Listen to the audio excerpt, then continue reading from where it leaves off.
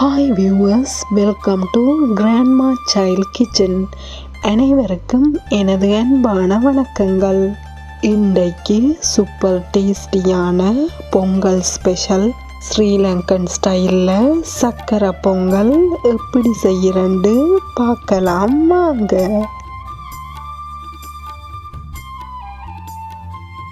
Subscribe Grandma Child Kitchen. ஃபஸ்ட்டுக்கு Pongal செய்கிறதுக்கு தேவையான தோலை ரிமூவ் பண்ணின பாதிப்பயறு 50 கிராமை வறுத்தெடுத்து கொள்ளுவோம்.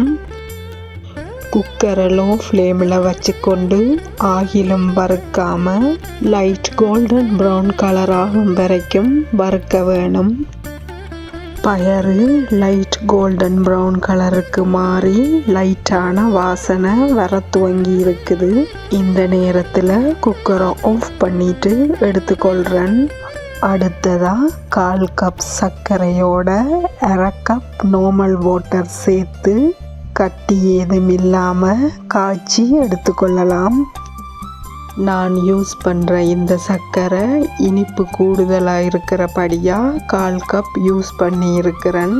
நீங்கள் யூஸ் பண்ணுற சர்க்கரையோட இனிப்புக்கு ஏற்ற மாதிரி அளவை கூட்டி குறைச்சி கொள்ளுங்க. சர்க்கரை நல்லா கரைஞ்சிட்டது, டஸ்ட் ஏதும் இல்லாமல் வடிச்செடுத்து கொள்கிறேன்.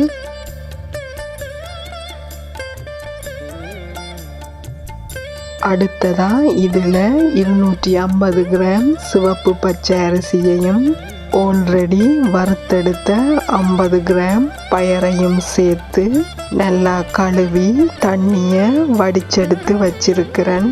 இதை ப்ரெஷர் குக்கரில் சேர்த்து கொள்ளுவோம்.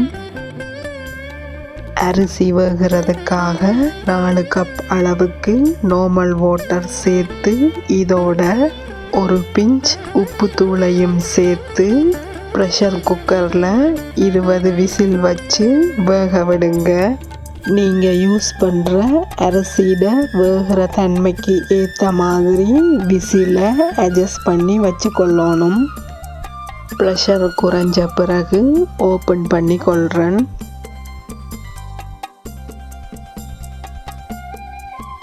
அரிசி நல்லா வேகி இருக்குது. இதோட ஆல்ரெடி கரைச்செடுத்த சர்க்கரையை சேர்த்து கொள்ளலாம். அடி பிடிக்காமல் எல்லாத்தையும் இடைக்கிட மிக்ஸ் பண்ணி விட்டுட்டு வேக விடணும்.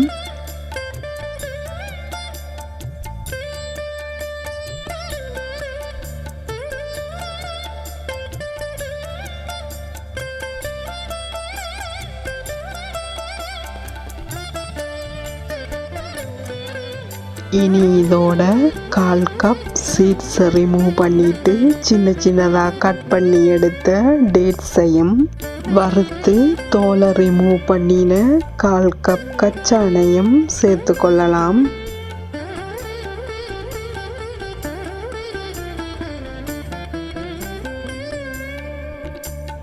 எல்லாம் சேர்ந்து நல்லா கொதிச்சு வரும்போது இதோட சின்ன சின்னதாக கட் பண்ணி எடுத்த 2 வாழைப்பழங்களை சேர்த்து கொள்கிறேன்.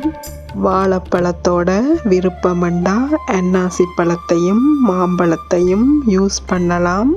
விரும்பினா ட்ரை பண்ணி பாருங்க, டேஸ்ட் சூப்பராக இருக்கும். அடுத்ததாக சக்கரை பொங்கலுக்கு ஹைலைட்டாக ஸ்ரீலங்காவில் சேர்த்து கொள்கிற திக்கான முதலாம் தேங்காய் பால் 300 மில்லிலிட்டர் அளவுக்கு சேர்த்து கொள்கிறேன். தேங்காய் பால் சேர்த்த பிறகு கெர நேரம் கொதிக்க விட தேவையில்லை. குக்கரை லோ ஃப்ளேமில் வச்சுக்கொண்டு தேவையான கேஷ்யூ நட்ஸையும் ரெய்சின்ஸையும் ஃப்ரை பண்ணி எடுத்துக்கொள்ளுவோம். பேன் ஒன்றில் 1 டேபிள் ஸ்பூன் அளவுக்கு கீ சேர்த்து ஹீட் ஆனதும் 20 கேஷ்யூ நட்ஸை சின்ன சின்னதாக உடைச்செடுத்து சேர்த்து லைட் கோல்டன் ப்ரௌன் கலர் வரும் வரைக்கும் ஃப்ரை பண்ணணும். இதோட 1/4 கப் ரெய்சின்ஸையும் சேர்த்து கொள்ளலாம். ரெய்சின்ஸ் ஃப்ரை ஆகி கொஞ்சம் பெருசானதும் குக்கரை ஆஃப் பண்ணிட்டு எடுத்துக்கொள்ளுவோம். ஆல்ரெடி தேங்காய் பால் சேர்த்து கொதிச்சு கொண்டிருக்கிற சர்க்கரை பொங்கலை நல்லா மிக்ஸ் பண்ணி விட்டு கொண்டு 1 டீஸ்பூன் அளவுக்கு ஏலங்காய் தூளையும் ஆல்ரெடி ஃப்ரை பண்ணின கேஷ்யூ நட்ஸ் ரைசின்ஸையும் ஃப்ளேவர்ஃபுல்லாக இருக்கிறதுக்காக 2 டேபிள் ஸ்பூன் கீயையும் சேர்த்துக்கொள்கிறேன். எல்லாத்தையும் நல்லா மிக்ஸ் பண்ணி விட்டு கொண்டு குக்கரை ஆஃப் பண்ணி எடுத்துக்கொண்டா சரி.